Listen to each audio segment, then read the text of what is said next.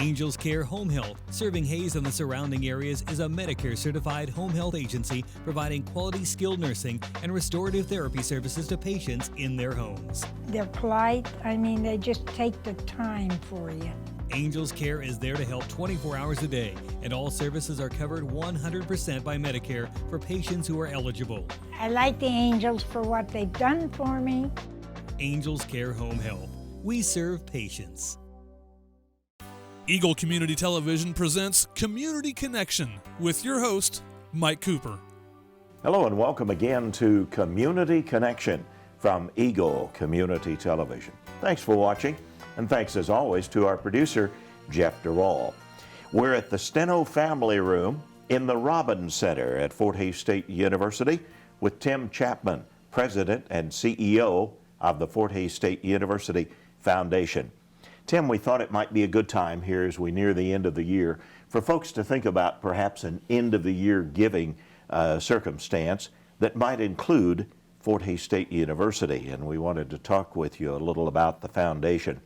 A long history the foundation has with Fort Hays State.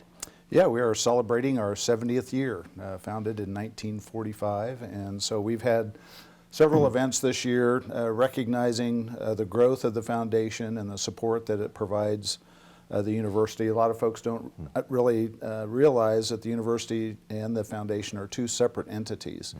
But we are, but our sole mission is to raise and manage all private funds that come to us for the benefit of the university. And 70 years of that, we're at record levels as far as total assets, scholarships, departmental funding. It's just been really a fantastic time here at Fort Hays with the growth with our enrollment and obviously the need for additional funds to support our students.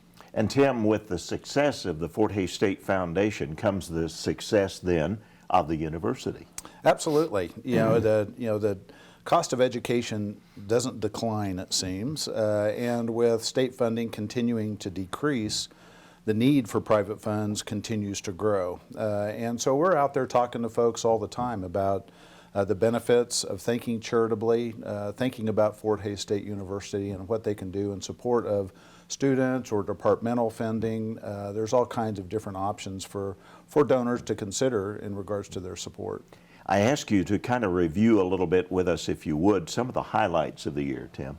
Well, this whole year has been a highlight for us, being at our 70 years, being in place and supporting the university. But you look at the number of gifts that we receive on an annual basis. This past year will be close to 10,000 gifts that are received through the foundation, and oftentimes you see us recognizing those large gifts. But out of that 10,000, there were 40 major gifts made, and a major gift is 5 figures and above, and oftentimes those are the ones that we recognize at our press conferences and that sort of thing.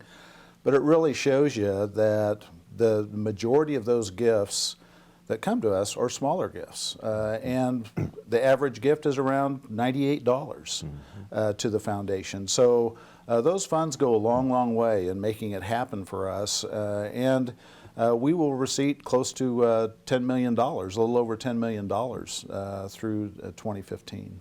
A publication that's available here at the Robins Center through the foundation called Your Gift Matters. And I think, Tim, this really reflects on how important individual gifts are, smaller gifts are to the university. Sure.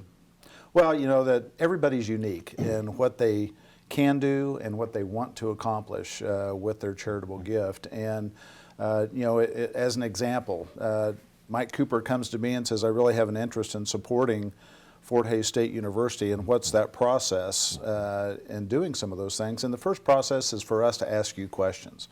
What do you want to support? Do you want to support student scholarships? Do you want to support departmental funding? Do you want to support athletics? You tell us what you want to support, and then we can shape and mold that in a manner that those funds will then go to the student or the department or that program. So it's very individualized in regards to what a person wants to do and how they give their funds. Tim, it seems like too that so much of the giving involves giving back to Fort Hays State, the university that's made a big impact on a person's life, career, choices, whatever it may be, that they want to reward or give back to the university? Well, you know, it's interesting, Mike, with our current students. That, you know, folks say, who are your best alums? And I say it's our current students are our best alums, because those are the folks that we need to let them know that there will be a time when it's their time to give back. And you're exactly right. That emotional tie, those experiences, what led them to who they are today in a professional perspective. And that's what's so fun about our job here at the foundation, and being able to go out really across the country and the world and talking with our constituents and hearing, as I often say, their half-truths about their time here at Fort Hays. But every person we go and talk to, they are so appreciative of their education from Fort Hays State University, what led them to where they are today, hearing some of the tales of how many maybe have been a little ornery when they were here, but they learned and went on and got their degree and went on to be successful in their profession. That's what's fun for us from a development perspective, and learning more about those individuals, and then really talking to them about, have you thought about making a gift to Fort Hays State, or have you thought about doing something through your estate and being a part of our Wooster Club, which are the individuals that have recognized us through some estate planning. So we encourage all of those types of things, and looking at what can we do to support the university. We set our goals in regards to what we want to raise in cash and deferred commitments, and really try to have a balance with that. I often looked at our development officers and say, you know, you're bringing in a lot of cash, but I don't see much deferred gifts or through those individuals that want to be a part of our Wooster. And let's try to even that up. And it's so interesting when you look at over the past 10 years or since I've been here, our average gifts in cash and pledges are a little over $5 million, and our deferred commitments are a little over $5 million. And that just tells me that we're telling the right story, we're educating the people in the right way, and we have that balance in regards to providing the services that we need to educate people like yourself, and saying, this is how you can make a gift, and this is how you can make a difference. Let's switch gears for a little bit, if we could, Tim, and talk about the other aspect of Tim Chapman. That's Tim Chapman, the artist. And I'm getting nervous suddenly here, Mike. your escape, if you will, I believe you've indicated. Well, you know, my influences when I was small. My mother was an artist. She would, you know, back in the day, you could buy ivory soap that was, you know, about the size of a pound block. But she would go to the store, buy ivory soap, and she would carve the neat little figurines and all kinds of different things out of these soaps. And that really started me on a path, I think, in regards to doing what I do today. And it really is a sunny spot for me to be able to go to the studio and work on a project or various projects. I always have several going at the same time. I think that stirs the inspiration within me.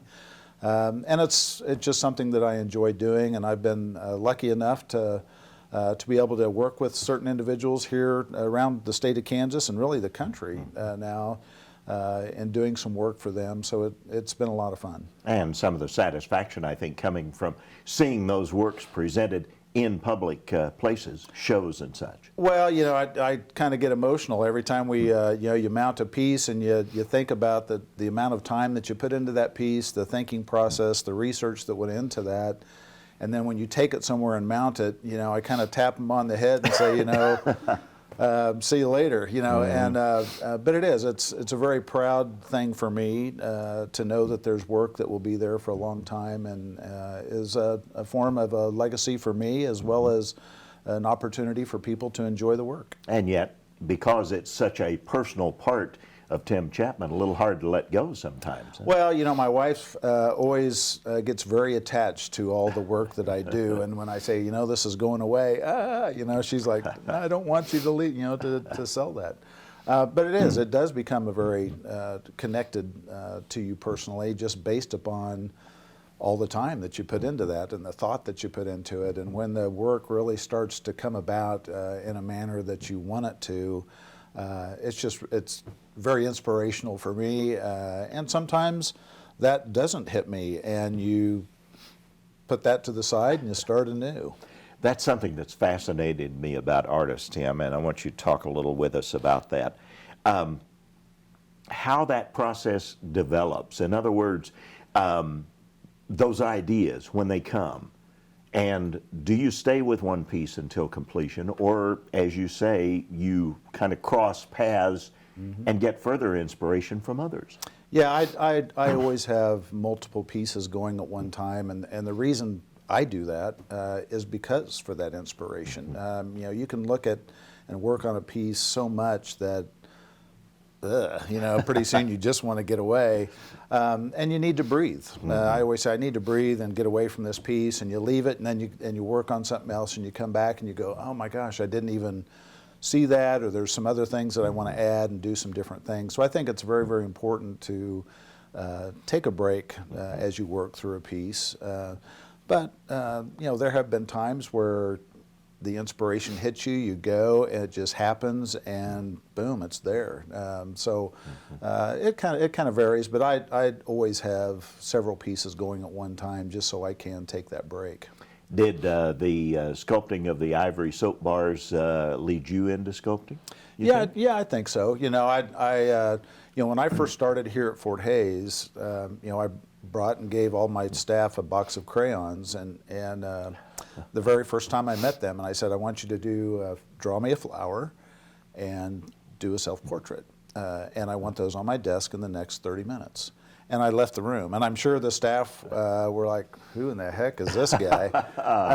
But you know, and I've always done that. I think it gives a good perspective of what a person's personality is like. Did they try to stay in lines? Did they dump their crayons out on the table and do all those kind of things?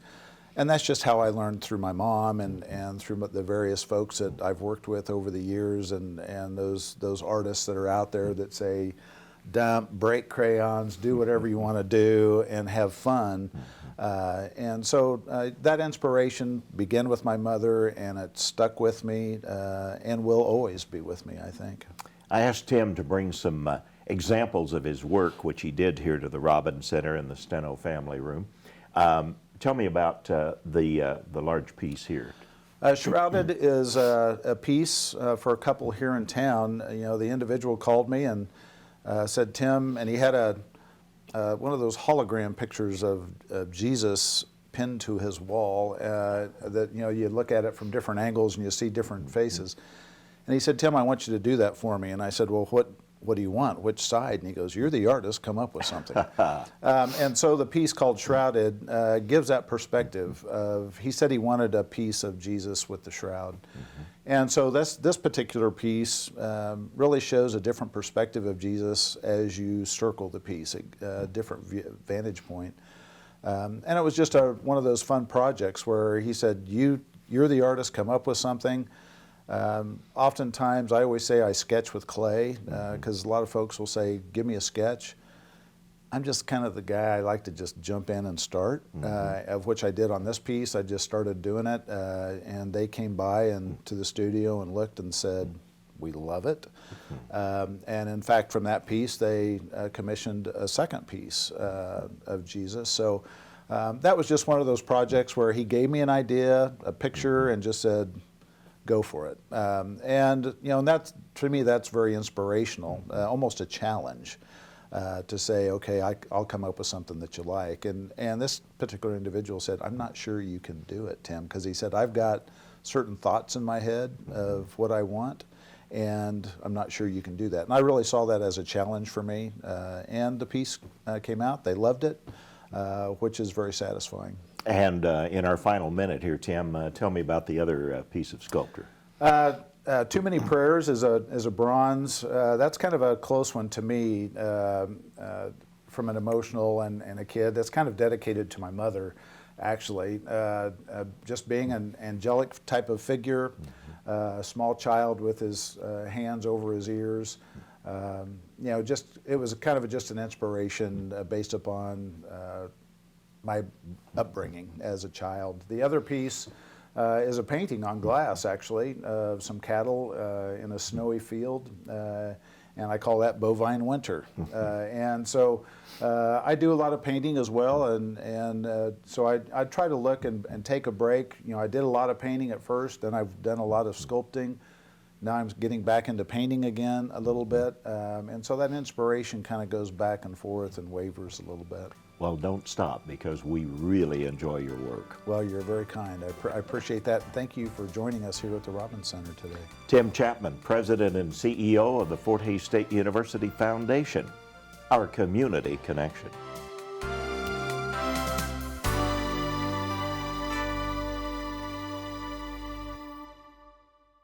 Angels Care Home Health, serving Hays and the surrounding areas, is a Medicare-certified home health agency providing quality skilled nursing and restorative therapy services to patients in their homes. And the Angel Care nurse comes to see me once a week. Angels Care is there to help 24 hours a day, and all services are covered 100% by Medicare for patients who are eligible. Angel Care has helped to stay home. Angels Care Home Health. We serve patients.